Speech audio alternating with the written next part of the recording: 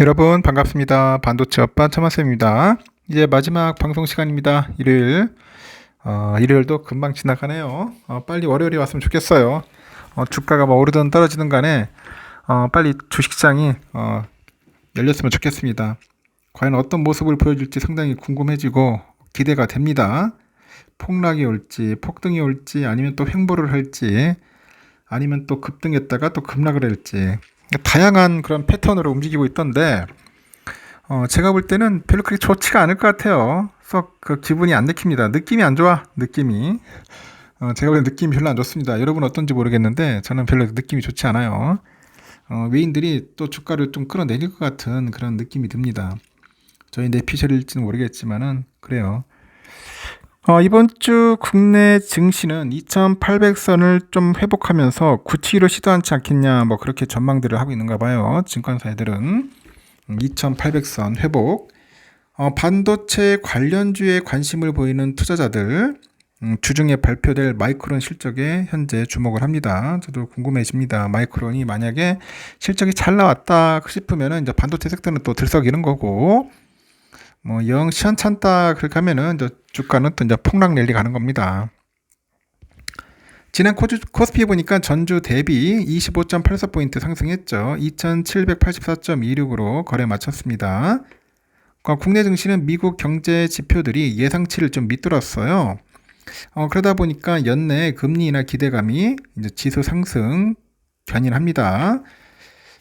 또 대장주 삼성전자 주가가 지난 3월 이후 다시 8만원대 주가를 회복을 하면서 코스피 상승에 좀 기여를 했고 잠시나마 시가총액 1등을 달성했던 엔비디아 그 엔비디아를 비롯해서 미국의 인공지능 그 관련 기업들의 주가가 좀 강세를 보인 영향이 있었죠.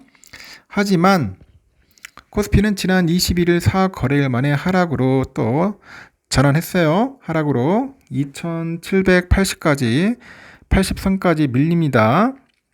하루 전에 52주 신고가 경신 후에 차익 실현 매물 나와요.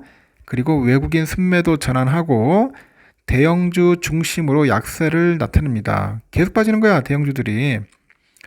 이 기간 유가증권 시장에서 외국인들이 9,369억, 기관애들이 3,207억 정도 순매수를 했는데 개미들은 9,782억 정도 이제 순매도를 했죠.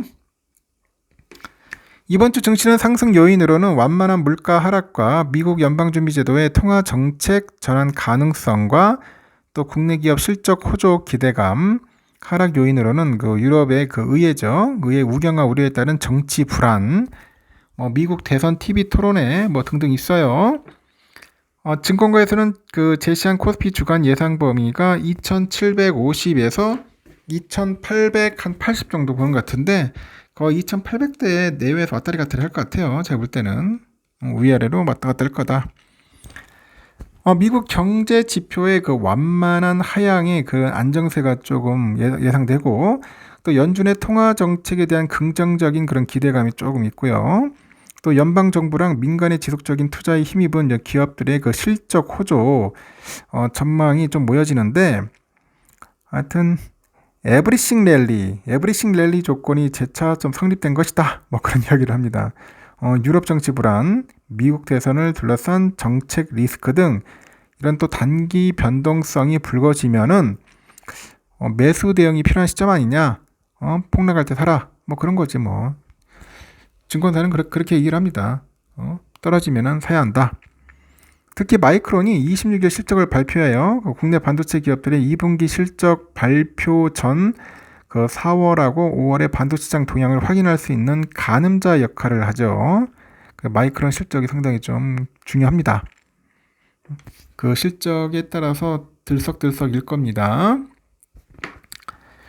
기존에 비해서 낮아진 금리 수준과 통화정책에 대한 기대감, 양호한 수출 경기 등 제반 여건이 아직 유효하다는 걸 감안해보니 이 가파른 하락 국면 진입의 가능성보다도 높은 영역에서 단기 부담을 해소하고 이 가는 흐름이 전개될 가능성이 높다면서 단기에는 추가로 반도체 업종 비중을 늘리기보다는 수출 개선이 확인되고 3분기에도 견조한 수출 전망이 형성되는 뭐 조선과 기계, 업종 쪽이죠. 금리 부담 완화와 경기 둔화 국면에 선호되는 헬스케어 업종 이런 쪽으로 관심을 가져라. 뭐 그런 이야기를 하는 것 같습니다.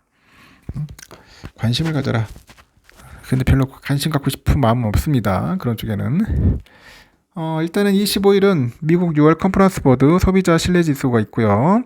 26일에 미국 마이크론 테크놀로지 실적 발표합니다. 27일 미국 5월 내구재 그 수주랑 미국 대선 토론회가 있어요. 28일 또 중요합니다. 이때가 보니까 미국 5월 개인 소비 지출이죠. PC. 이 물가 지수가 잘 나와야 하는데, 그리고 미국 6월에도 미시간대 소비자 그 심리 지수 확정치가 나옵니다. 근데 이번 주 상당히 스펙타클한 한 주가 될 것 같아요. 스펙타클. 코스피 뭐 금리 코스피라니 코스피와 코스닥하고는 뭐 금요일날 별로 안 좋았어요. 다 빠져가지고 빌빌거렸고요. 토요일도 새벽에 보니까 다우지수도 0.04% 강보로 끝났지만 나스닥 투바형 이게 변동성이 좀 있어요. 0.1% 빠졌습니다. S&P도 뭐 약간 변동성이 좀 있어 소폭 빠졌어요. 오를 듯 하면서 빠지고 그럽니다. 영국, 프랑스, 독일 다 소폭 빠졌습니다. 필라도 계속 꺾였어요. 이제 잘 가다가 꺾입니다. 지금 꺾여가지고 현재 5538.54 그래도 5792점까지는 갔어. 많이 갔다. 제가 볼 때는 한 5000선까지도 밀리지 않을까 하는 예상을 합니다. 너무 많이 올라왔어요. 지금 너무 많이 올라가지고 한번 또 건전한 조정을 한번 받지 않겠나 그런 생각이 듭니다. 조정 받으면 그때 좀 모아야겠죠. 환율은 1391원입니다. 달러 일본은 159.67엔, 유가는 80.73달러, 유가 조금 빠지고, 일본 엔화는 871.23원, 유로화 1487.47원, 중국 위안화는 190.78원입니다.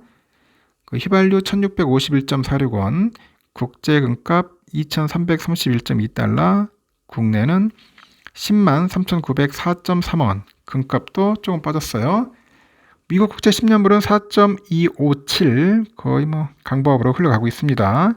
그렇게 튀진 않고요. 선물도 보니까 다우는 0.07 조금 올랐고 S&P 0.09 나스닥 0.04 좀 빠졌습니다. 러셀이 0.18% 소폭 올랐죠.